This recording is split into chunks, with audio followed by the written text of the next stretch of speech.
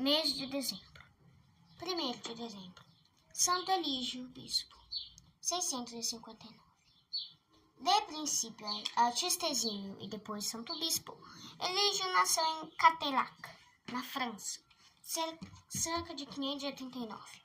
Dotado de talento mais que vulgar, Elígio mais tarde aprendeu a arte de ourivesaria, na qual adquiriu tanta habilidade que foi contado entre os primeiros artistas de seu tempo.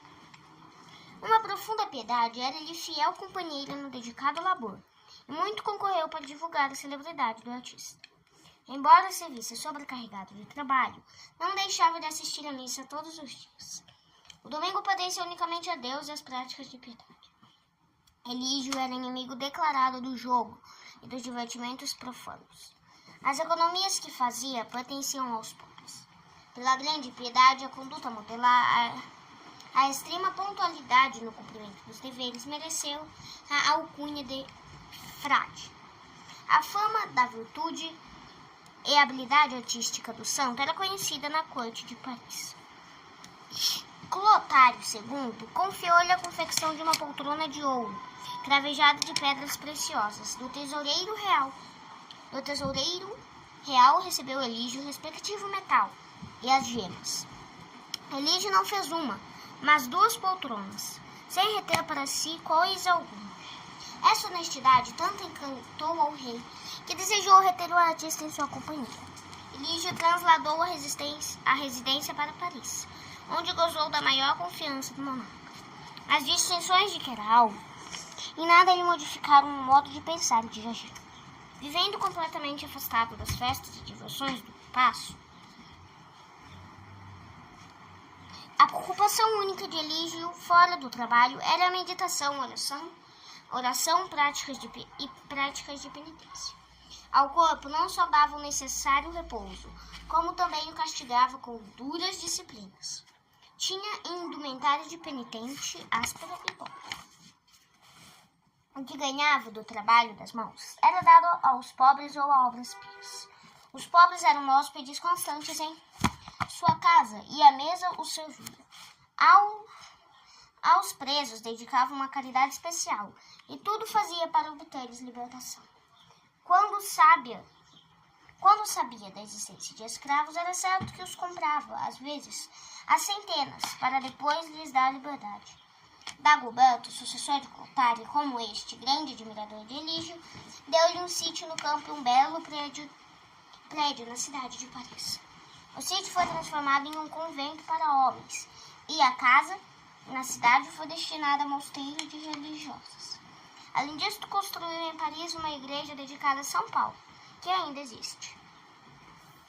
Quando o rei, em certa ocasião, quis exigir-lhe o juramento de fidelidade e obediência, Elígio negou-lhe e disse ao monarca: Deus me proíbe jurar se houver necessidade para isso, mas ordena-me que obedeça a vossa majestade. E quanto basta para assegurar a vossa majestade a minha fidelidade. A vida de Elígio nas imediações do rei continuou a ser a mesma de sempre, retraída e concentrada. Deus o destinara para coisas maiores. Quando morreu o bispo de Dornic, clero e povo pediram ao rei lhes desse Elígio por bispo. Dagoberto consentiu, mas Elígio se opôs. As insistências, entretanto, eram tais que a vontade de Deus parecia bem clara, e Elígio recebeu a sagração episcopal em Rouen. O bispo Elígio era a mesma pessoa humilde e penitente que o ourives de outrora. Contrário a todo o luxo, vivia na pobreza, partilhando com os necessitados teto e mesa. A todas as igrejas da diocese visitava e por onde passava abolia abusos inveterados. A maior parte de Flandres estava entregue à idolatria.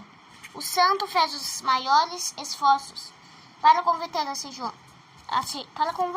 regiões de Antuérpia, Ganda e Kortrijk, chegando a pôr em risco a própria vida. A bondade, paciência e caridade do prelado, porém, abrandaram a ferocidade dos indígenas. E o resultado foi que as conversões se declararam a centenas. O país inteiro se parecia transformado completamente. Em certa ocasião, o santo bispo pregou energicamente contra o abuso das danças.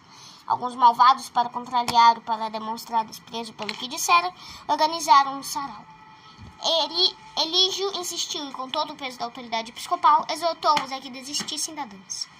Suas palavras foram recebidas com gracejos irreverentes, que pouco a pouco foram se transformando em vaia. O bispo, então, tomado de santa indignação, pediu a Deus que castigasse os impenitentes no corpo, sem que a alma lhe sofresse gravemente. E eis, no mesmo momento, caíram 50, como fulminados por um raio, e ficaram num estado de paralisia pelo espaço de um ano, até que, pela intercessão de Elígio, foram curados do terrível mal. O raio de ação apostólica estendeu-se-lhe pela Brabância, onde numerosos pagãos se converteram ao cristianismo. É com muita razão, pois, que Elígio é chamado o apóstolo de Flandres e da Brabância. Para a conversão dos pagãos, concorreram extraordinariamente os milagres que o santo bispo fazia. Santo Elígio alcançou a idade de 70 anos e morreu na paz do Senhor em 1º de dezembro de 659. Reflexões. Clotário e Dagoberto, e como estes muitos outros, se edificaram com uma lealdade de Santo Elígio. No entanto, Elígio não fizera nada mais que o dever. Delicadeza da consciência, como a de Santo Elígio, é coisa raríssima hoje entre os próprios católicos. O operário e a operária julgam-se no seu direito quando retém alguma coisa do que lhes é confiado. Quem encontra um objeto perdido e de valor, pensa que pode exigir uma recompensa pela entrega do mesmo objeto. Guardar indevidamente coisas alheias é pecado. O empregado ou empregada que diariamente lesem em coisas pequenas, os patrões, comete o pecado do que diariamente lesa em coisas pequenas os patrões, comete o pecado do furto, e pela lei divina e natural são obrigados à restituição. É nossa convicção que muitos, pelos furtos que cometem, provocam a justiça divina contra si, nesta e na outra vida. Os ladrões não possuirão o reino de Deus, diz o apóstolo. Primeira carta a Coríntios, capítulo 6, versículo 10. Do castigo tremendo que os dançarinos receberam, os amigos da dança deduzam